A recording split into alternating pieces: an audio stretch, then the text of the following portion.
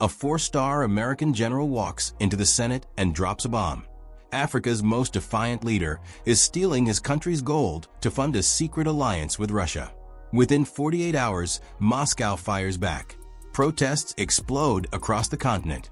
And the young captain accused of corruption does something no African leader has dared in decades.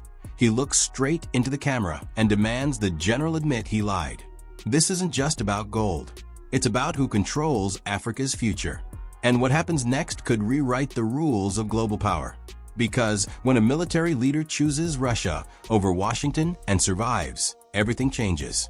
A United States military general stands before the Senate and accuses a sitting African head of state of stealing his country's gold to fund a military dictatorship.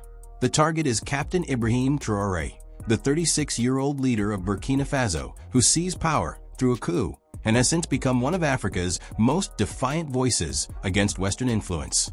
The accusation comes from General Michael Langley, commander of AFRICOM, the Pentagon's Africa Command. And it doesn't just question financial mismanagement. It strikes at the legitimacy of Traoré's government, his alliance with Russia, and the future of Western military partnerships across the Sahel.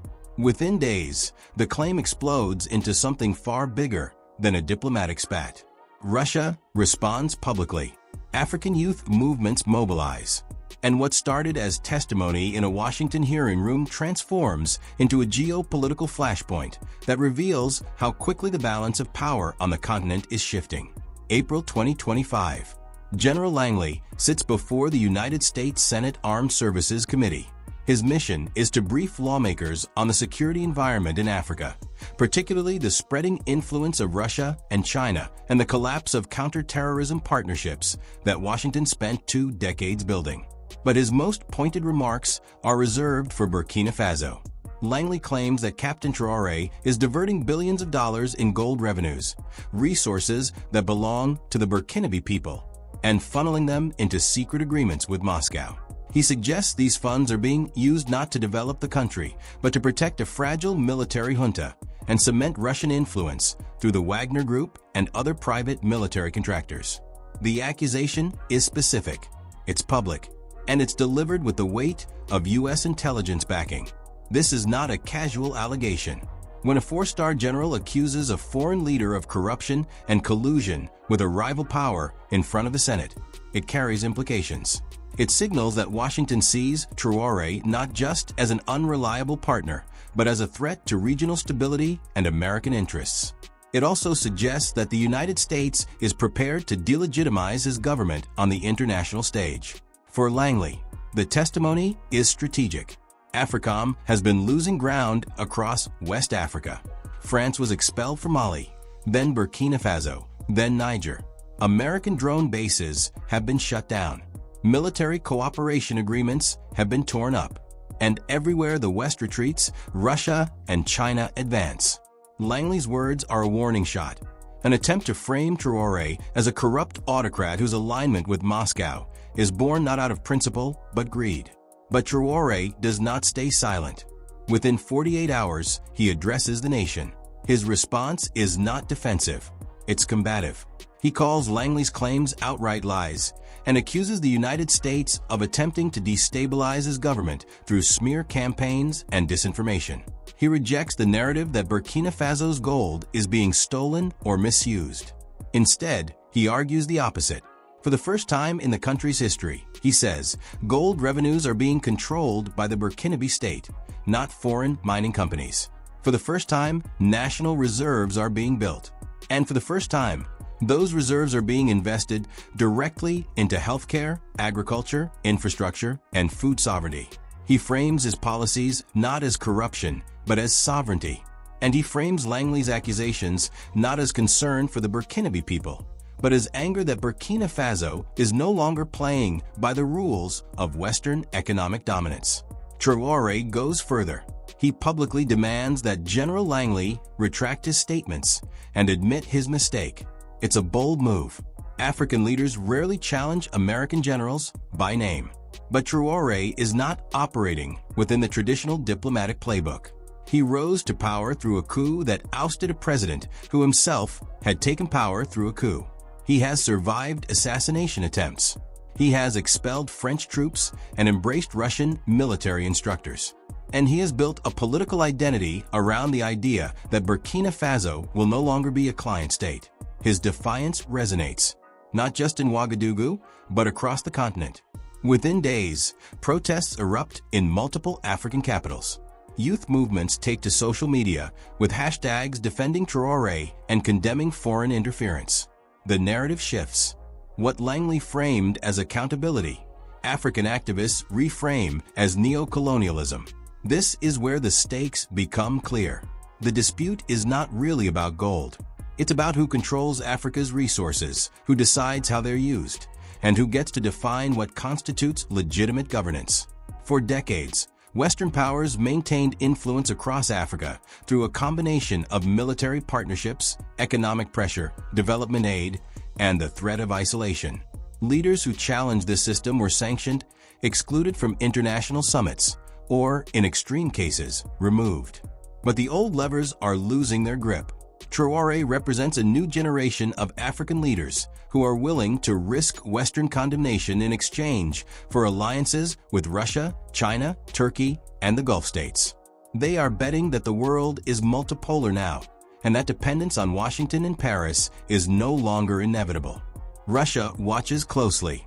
Moscow has spent the last 5 years rebuilding its presence in Africa, not through traditional diplomacy, but through arms sales, private military companies, and information campaigns that position Russia as the anti-imperial alternative to the West.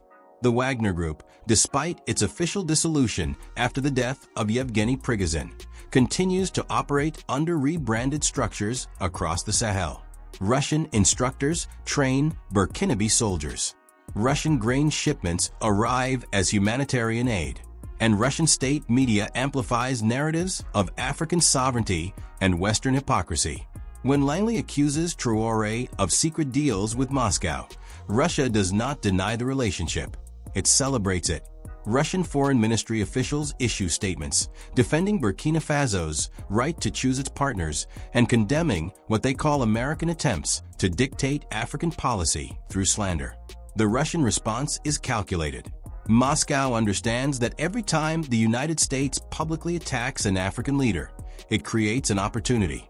It allows Russia to position itself as the defender of sovereignty, the power that doesn't lecture, doesn't impose conditions, and doesn't demand adherence to liberal democratic norms.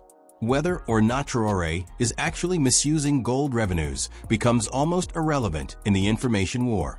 What matters is the perception that Washington is trying to punish an African leader for refusing to submit.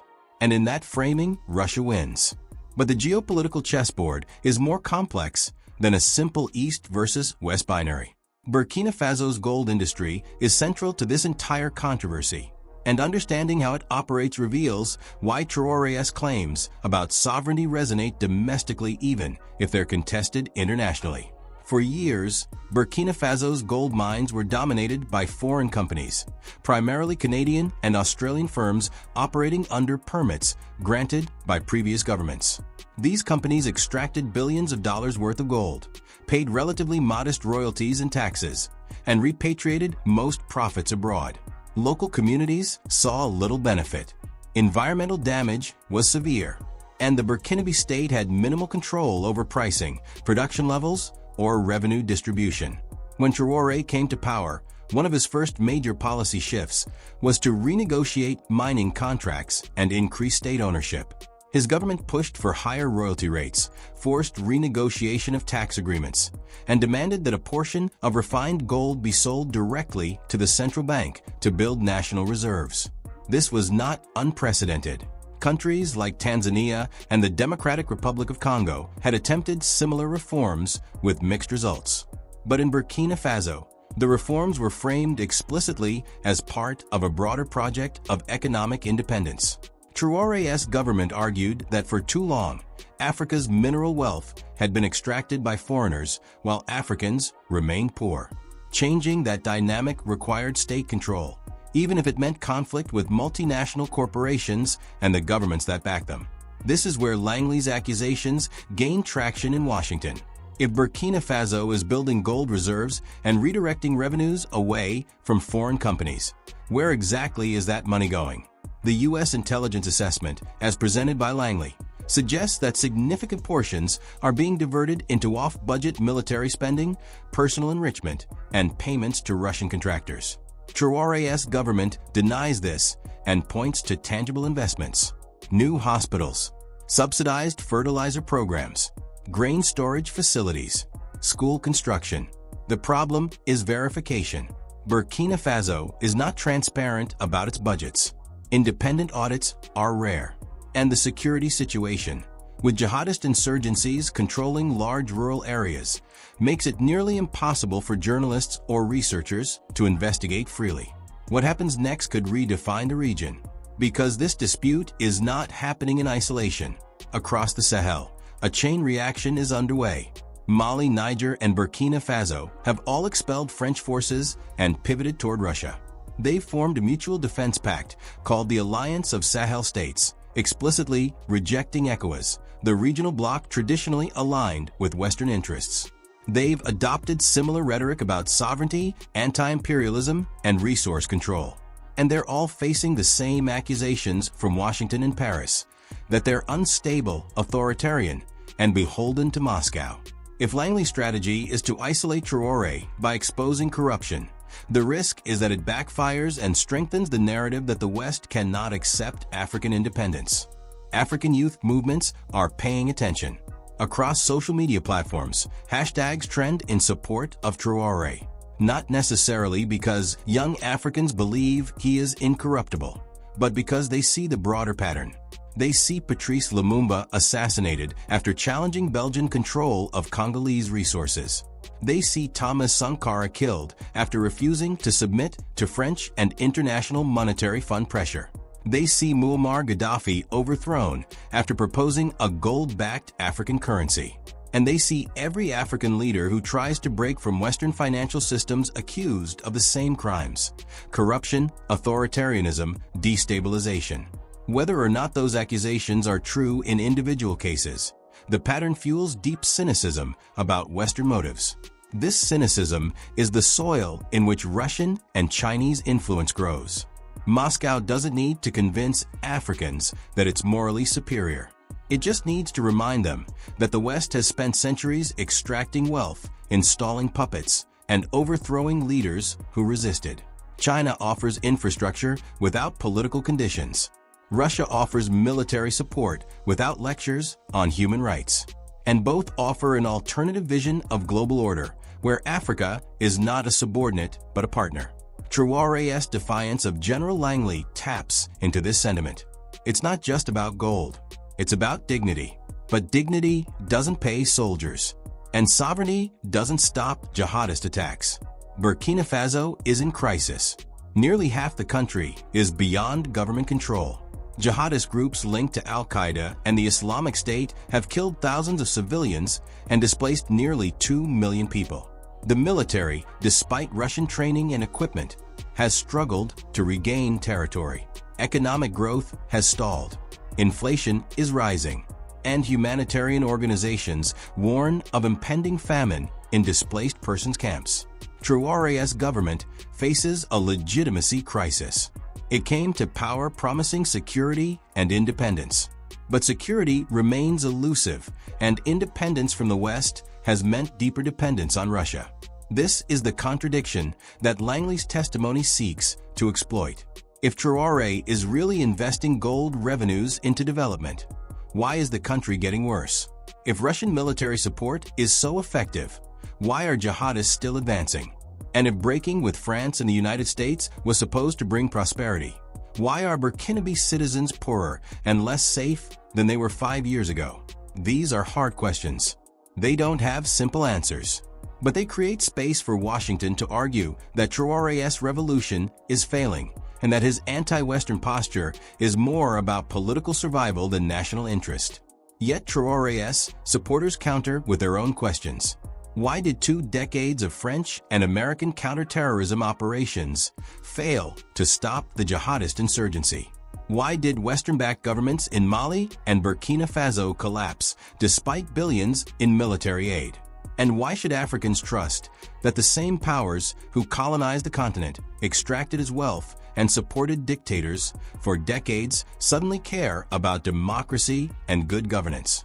These questions don't absolve Traoré of responsibility for his government's failures, but they complicate the narrative that Washington is simply holding a corrupt leader accountable. Russia's public reaction to the Langley controversy is revealing. Moscow does not issue a formal diplomatic protest. Instead, Russian state media runs extensive coverage, framing the episode as evidence of American desperation. Russian analysts appear on television, explaining that the United States is losing influence in Africa and resorting to character assassination. Russian social media networks amplify Pan-African voices defending Traoré, and Russian officials quietly signal to other African governments that this is what happens when you defy Washington. The message is clear: align with us, and we will defend you publicly. Align with them, and they will destroy you. This information warfare is effective because it contains a kernel of truth. The United States does have a history of undermining African leaders who challenge its interests. And General Langley's testimony, whether accurate or not, fits that pattern. But the Russian narrative also obscures uncomfortable realities. Wagner contractors have committed atrocities in the Central African Republic and Mali. Russian arms deals often come with predatory terms. And Moscow's interest in Africa is driven by strategic competition with the West, not solidarity with African people. The fact that U.S. policy has been hypocritical and exploitative does not mean Russian policy is altruistic. The gold question remains central. Burkina Faso is one of Africa's top gold producers, with annual output valued in the billions.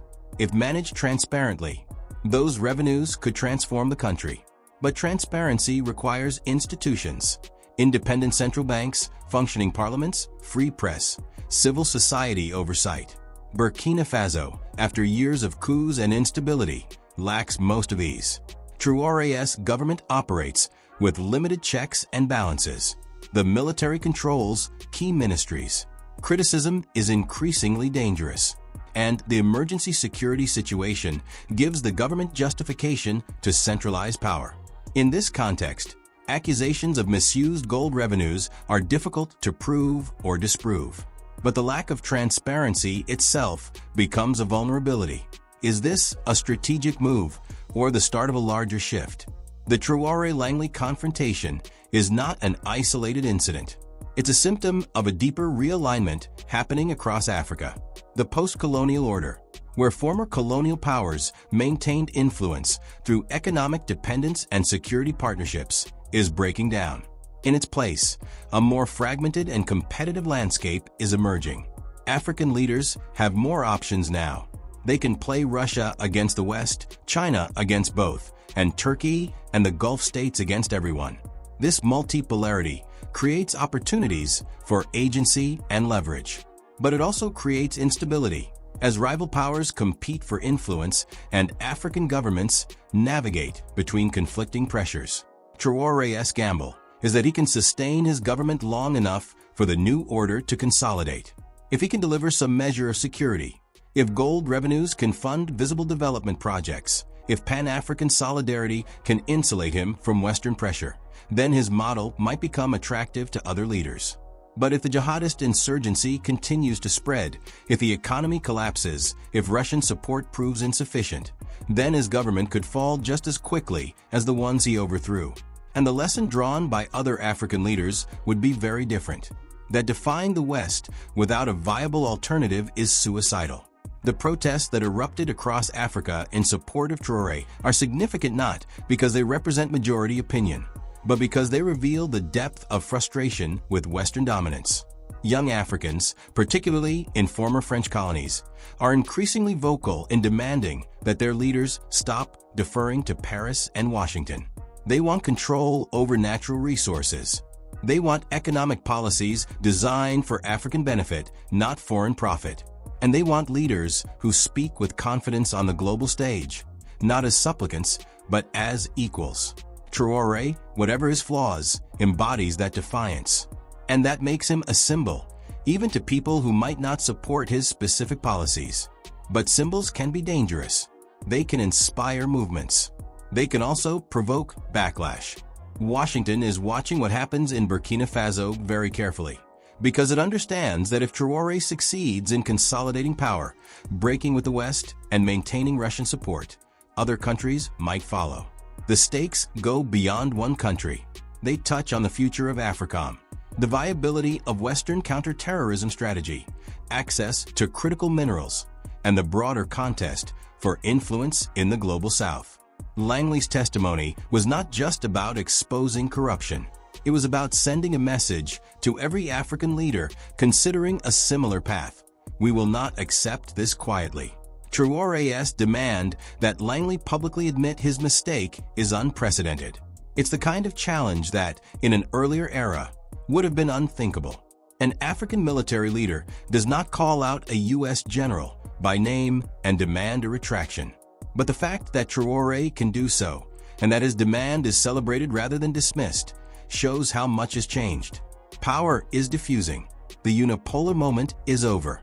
And African leaders, at least some of them, are testing the limits of what they can say and do without facing the consequences that previous generations endured. The international community remains divided. ECOWAS, the Economic Community of West African States, has issued cautious statements calling for dialogue and transparency. The African Union has been largely silent, torn between member states with pro-Western leanings and those increasingly aligned with Russia and China.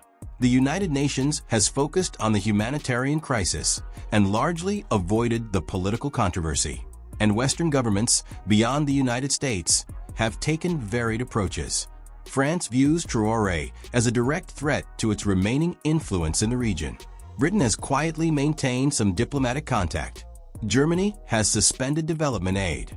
The lack of a unified Western response gives Traoré room to maneuver. What remains uncertain is whether Burkina Faso's gold reserves are actually being invested, as Traoré claims, or siphoned off, as Langley alleges. Independent verification is nearly impossible in the current environment. What is clear is that the dispute has become a proxy battle in a much larger struggle over Africa's future. It's a struggle between different models of governance, different visions of sovereignty, and different ideas about what independence actually means. For Traoré, independence means the right to choose partners, control resources, and reject foreign dictates, even if that means aligning with authoritarian powers. For Washington, independence should mean democratic governance, transparent institutions, and integration into a rules-based international order led by the West. These visions are incompatible, and the collision between them is playing out not just in Burkina Faso, but across the continent.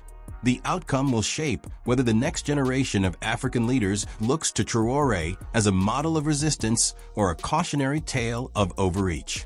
It will influence whether Russia can sustain its expansion in Africa, or whether its lack of economic capacity eventually limits its influence. And it will determine whether the United States can adapt its Africa strategy to a world where military partnerships and development aid no longer guarantee loyalty. The story of a U.S. general accusing an African leader of stealing gold might seem like a minor diplomatic incident. But in the context of shifting global power, collapsing Western influence in the Sahel, and the rise of a more assertive generation of African leaders, it's a revealing moment. It shows how quickly narratives can become weapons, how sovereignty can be both a principle and a shield, and how the contest for Africa's resources and future is no longer a quiet background process, but an open, volatile struggle that neither side can afford to lose. What happens in Burkina Faso matters far beyond its borders, because the question at the heart of this controversy is not just whether Traoré is corrupt. It's whether Africa will continue to operate within a Western-dominated system or forge a new path, with all the risks and possibilities that entails.